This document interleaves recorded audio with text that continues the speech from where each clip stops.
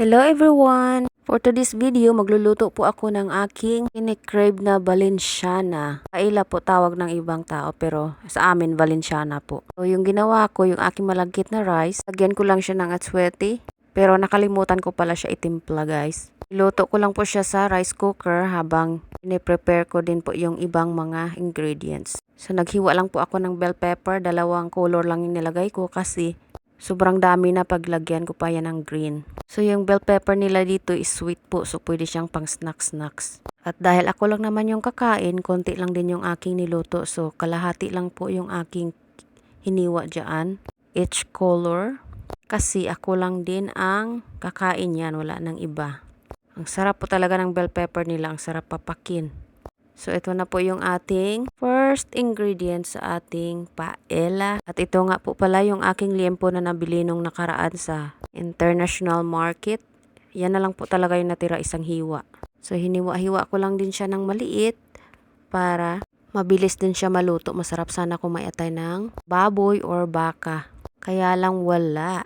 So, kung ano na lang po meron ako, yun na lang din po yung aking isasama sa aking pagluto. So yung aking bawang pala napakalaki nila nung binili ko yun, ang lalaki ng bawang. Kahit pukpukin ko pa siya, hindi talaga siya mas-mash guys. Tapos meron pala akong maliit na sibuyas. Mas maganda sana yung purple, kaya lang wala namang purple. So yung sibuyas nila dito, ganyan lang talaga, yellow or white. So hiniwa-hiwa ko lang yan ng medyo maliit para naman hindi masyado bulky. So habang inihiwa ko pala yung aking rice na luto na. So, nagpainit lang po tayo ng mantika dyan sa ating pan. Nilakihan ko na yung pan para mabilis lang ihalo-halo yung ating mga ingredients mamaya. So, nilagay ko lang pala yung aking bawang dyan. Mabilis lang siya nag-brown kasi kapreheat na siya kaagad. Tapos, lagay na lang din natin yung ating onion.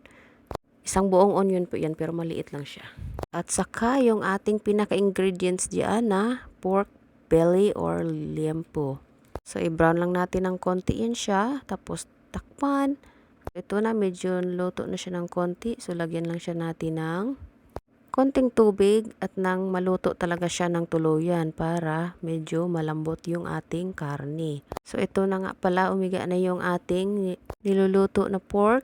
Tinimplahan ko lang siya ng magic sarap at asin. So, yun lang po yung aking timpla. Tapos, nilagay ko na rin yung aking raisins. 2 pack po siya na maliit.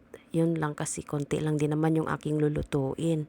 So, pagkatapos pala niyan, ilagay ko na rin yung aking bell pepper na 2 kulay.